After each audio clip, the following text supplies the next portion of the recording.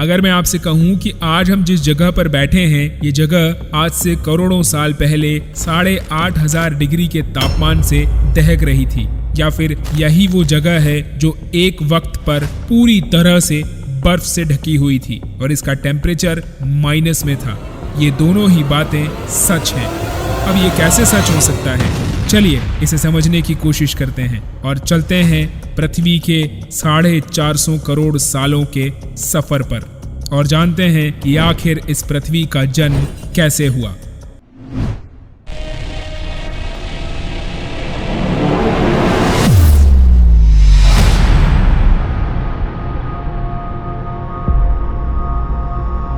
जिस जगह आज हमारा सौरमंडल है, एक वक्त पर वहां कई प्रकार की गैस और धूल के बादल हुआ करते थे। वैज्ञानिकों के मुताबिक इन धूल के बादलों से दूर एक बहुत बड़ा सितारा हुआ करता था और वक्त के साथ साथ उसकी ऊर्जा कम होने लगी, जिसके कारण वो अपनी ही गुरुत्वाकर्षण की वजह से अपने अंदर सिकुड़ता चला गया और इस दबाव की वजह से उसके अंदर की गर्मी इतनी ज्यादा बढ़ गई कि वो एक महाभयानक विस्फोट के रूप में फट गया और अंतरिक्ष में मौजूद ये धूल एक दूसरे से मिलने लगी।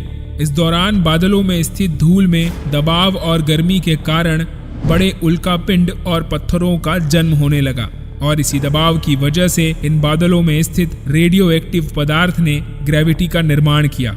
और ध्यान दीजिए, इसी ग्रेविटी के कारण इन बादलों के केंद्र में हाइड्रोजन और हीलियम इकट्ठा होने लगी और जब इनकी मात्रा बहुत ज्यादा बढ़ गई तो दबाव और गर्मी के कारण एक और विशाल विस्फोट हुआ और इस विस्फोट के कारण जन्म हुआ हमारे सूर्य का। अंतरिक्ष में फैले एस्टेरॉइड यानी कि क्षुद्र ग्रह में भारी वजन होने की वजह से ये सूरज के करीब आकर उसकी परिक्रमा करने लगे और धीरे धीरे इन्हीं एस्टेरॉइड में भारी टकराव होने लगा। इसके फलस्वरूप Mercury, Venus, Earth, Mars, Jupiter, Saturn, Uranus, Neptune जैसे सारे प्लैनेट्स का जन्म हुआ और इन्हीं सब के साथ एक और ग्रह था जो मार्स यानी मंगल ग्रह और हमारी पृथ्वी के बीच में परिक्रमा किया करता था। इस ग्रह का नाम था थिया। पृथ्वी की अपनी ग्रेविटी होने की वजह से इस पर लगातार कई एस्टेरॉइड का हमला हो रहा था और यही क्रिया थिया पर भी चल रही थी।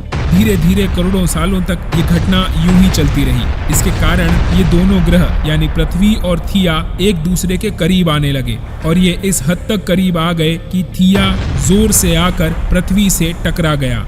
इस भयंकर टकराव की वजह से पृथ्वी का एक हिस्सा कई छोटे छोटे कणों में अंतरिक्ष में फैल गया और एक रिंग के रूप में पृथ्वी की परिक्रमा करने लगा। परिक्रमा करते हुए इन्हीं कणों में आपस में टकराव होने लगा और धीरे धीरे ये टकरा कर इकट्ठा होने लगे और इन्हीं के एक साथ मिलने की वजह से जन्म हुआ चांद का। चांद के जन्म के पहले पृथ्वी अनियमित रूप से सूर्य के चक्कर लगाती थी, ना ही इसका अपनी एक्सिस पर झुकाव था और ना ही रोटेशन की कोई टाइमिंग।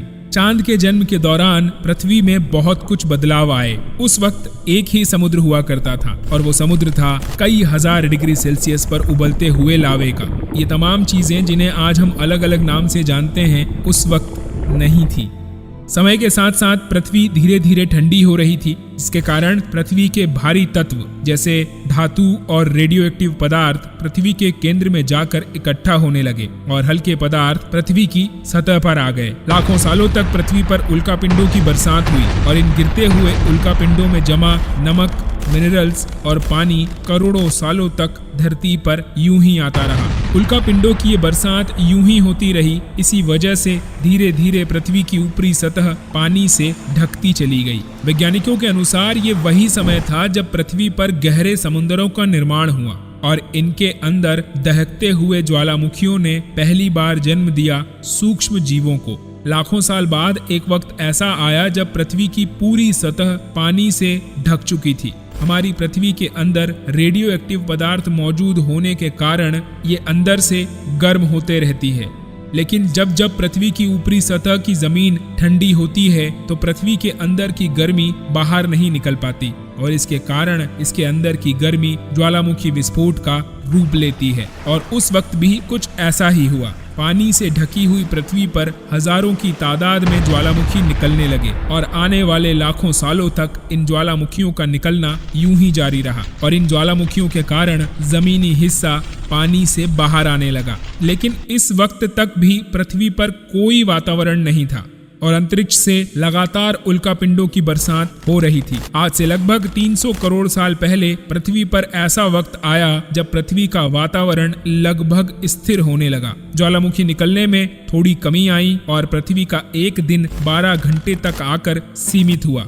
जैसे जैसे साल बीतते गए सूक्ष्म जीव विकसित होते गए और ये समूहों में रहने लगे। आज से लगभग 250 करोड़ साल पहले पहली बार पृथ्वी पर ऐसे जीवों का निर्माण हुआ जो जीने के लिए पानी के अंदर के मिनरल्स यानी कि खनिज पदार्थ और धूप का इस्तेमाल करते थे और मल त्याग के रूप में ऑक्सीजन बाहर निकालते थे। अब चूंकि पृथ्वी पर ज्वालामुखी निकलना बहुत हद तक कम हो चुके थे और इन माइक्रोबैक्टीरिया की वजह से वातावरण में ऑक्सीजन की मात्रा भी बढ़ रही थी, तो इस वजह से पृथ्वी पर वायुमंडल बनना शुरू हुआ जिसमें ज्यादातर मात्रा में ऑक्सीजन थी और आने वाले हजारों सालों तक पृथ्वी पर ऑक्सीजन की ये मात्रा यूं ही बढ़ती रही। इसकी वजह से पृथ्वी के ज्यादातर हिस्सों में ये सूक्ष्म जीव फैल गए। हजारों साल बाद एक ऐसा वक्त आया जब पृथ्वी में ज्यादा ऑक्सीजन बढ़ने के कारण ये सूक्ष्म जीव मरने शुरू हो गए। उस वक्त पृथ्वी का वातावरण ठंडा होने के साथ साथ ऑक्सीजन से भी भर चुका था,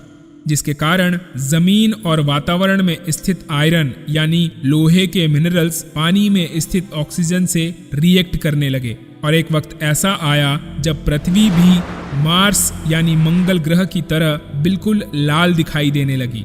समय बीतने के साथ साथ पृथ्वी की टेक्टोनिक प्लेट्स में दरारें पड़ने लगी, जिसके कारण पृथ्वी के अंदर का लावा कई लाख सालों तक खुले तौर पर उबलता रहा और यही कारण था जिसके कारण पृथ्वी के वातावरण में कार्बन डाइऑक्साइड की मात्रा भी बढ़ने लगी और पृथ्वी पर एसिड की वर्षा शुरू हुई।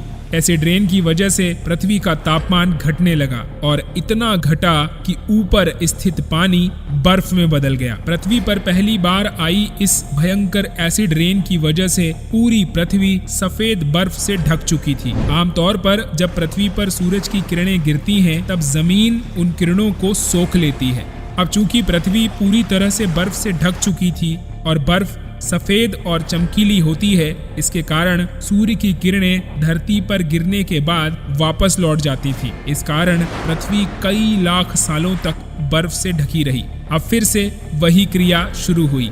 बर्फ से ढक जाने के कारण पृथ्वी के अंदर की गर्मी नहीं निकल पा रही थी और फिर से इस गर्मी ने ज्वालामुखी का रूप लिया और एक बार फिर से वो दौर आया जब पृथ्वी पर ज्वालामुखी फटना शुरू कर चुके थे और ज्वालामुखी की इन गर्मी से पृथ्वी पर जमी बर्फ पिघलना शुरू हो गई। इसी बीच पृथ्वी की गहराई में बचे कुछ सूक्ष्म जीव धीरे धीरे खुद में बदलाव कर रहे थे और वो ऑक्सीजन को अपने शरीर को बड़ा करने और जटिल बनाने के लिए भी इस्तेमाल कर रहे थे। इस बीच पानी में अलग से भी छोटे समुद्री पौधे निकलना शुरू हो चुके थे। बाहर जैसे जैसे ज्वालामुखी निकल रहे थे वैसे वैसे वातावरण में कार्बन डाइऑक्साइड की वजह से गर्मी बढ़ रही थी। वक्त के साथ साथ बर्फ पिघलने लगी, लेकिन धरती पर फिर से एक वक्त ऐसा आया जब एसिड रेन शुरू हो गई। इसके कारण पृथ्वी ठंडी होने लगी और फिर से पृथ्वी का ज्यादातर हिस्सा बर्फ से ढक गया।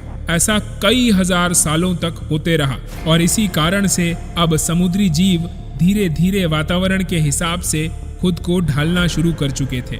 इस बीच कई सारे जीव और समुद्री जंगल भी विलुप्त हो गए, मगर जो बच गए वो धीरे धीरे पृथ्वी के बदलते तापमान की वजह से एडजस्ट करने लगे और अब वो दौर आ गया जब बर्फ के जमने या ज्वालामुखी के फटने से ये समुद्री पेड़ पौधे पूरी तरह से मरते या सूखते नहीं थे। अब समुद्र में इन पेड़ पौधों के साथ साथ सूक्ष्म जीव भी खुद को बचाए रखने में सक्षम होने लगे।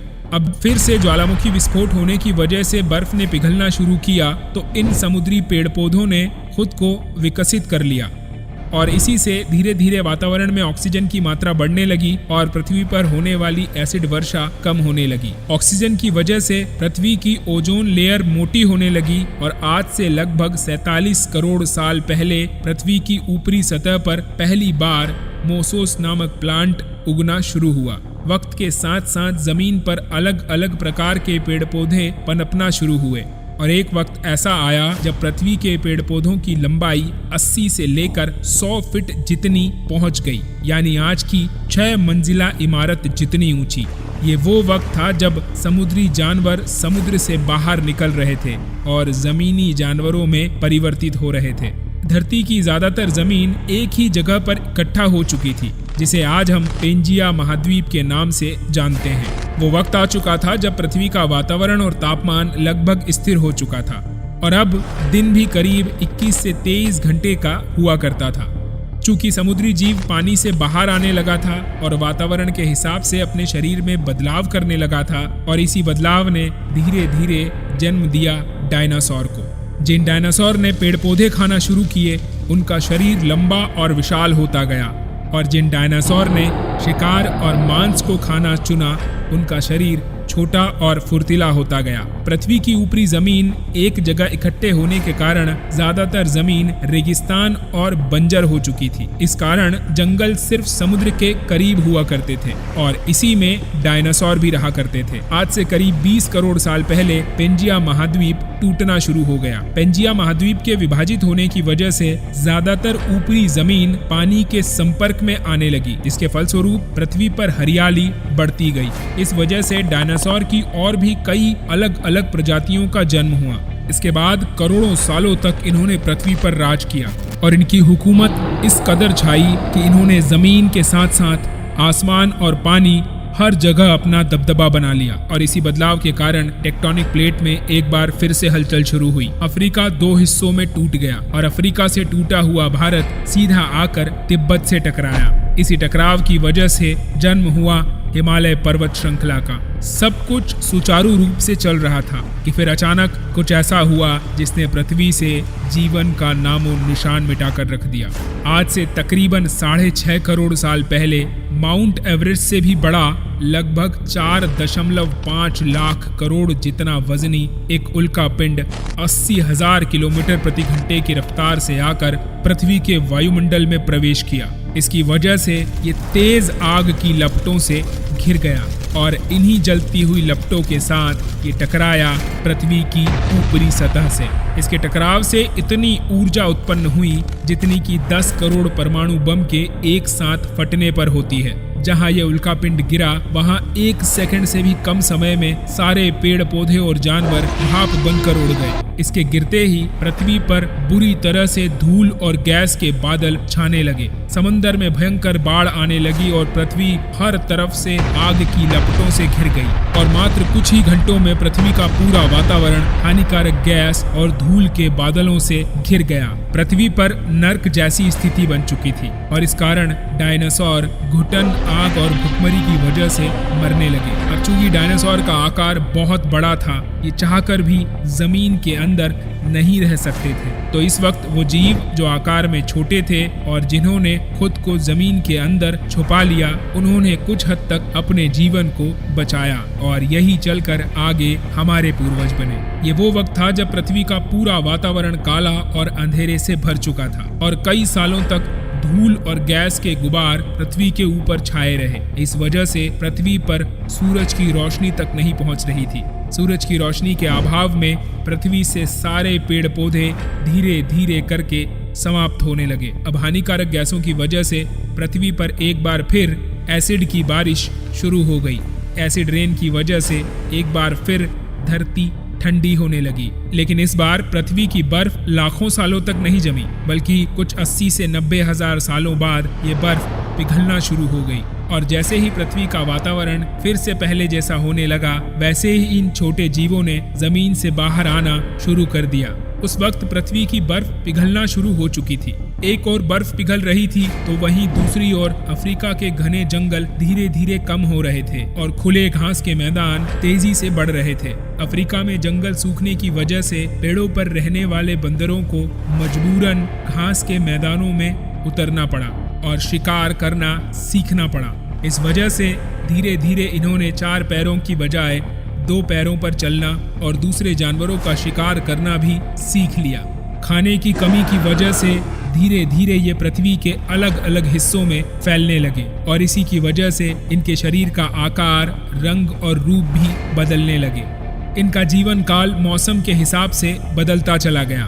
वक्त के साथ साथ ये आदिवासी बने और इन्होंने हथियारों से लेकर आग का आविष्कार किया और धीरे धीरे ये इंसान के रूप में विकसित हुए और उसके बाद इन्होंने धर्म से लेकर परिवार, भाषा और संस्कृति का निर्माण किया और वक्त के साथ साथ ये यानी कि हम विकसित होते चले गए और यही वजह है कि आज हम इस पृथ्वी की सबसे विकसित प्रजाति बन चुके हैं। पृथ्वी को आज जैसा बनने में तकरीबन 450 करोड़ सालों का समय लगा और हमें एक छोटे जमीन में रहने वाले जानवर से इंसान बनने में कई लाख सालों का। मगर हमने पिछले कुछ 100 सालों में जितना पृथ्वी को गंदा और तबाह किया है उतना आज तक शायद किसी प्रजाति ने नहीं किया। हम एक बार फिर से धरती को गर्म कर रहे हैं और कार्बन डाइऑक्साइड के साथ साथ हानिकारक गैसों की मात्रा लगातार बढ़ा रहे हैं। वैज्ञानिकों का मानना है कि पृथ्वी पर एक बार फिर से विशाल परिवर्तन होने वाला है। अब ये परिवर्तन क्या होगा और भविष्य में पृथ्वी कैसी दिखेगी? अगर आप चाहते हैं कि इस पर एक सेपरेट वीडियो बनाया जाए तो प्लीज हमें कमेंट करके जरूर बताइएगा।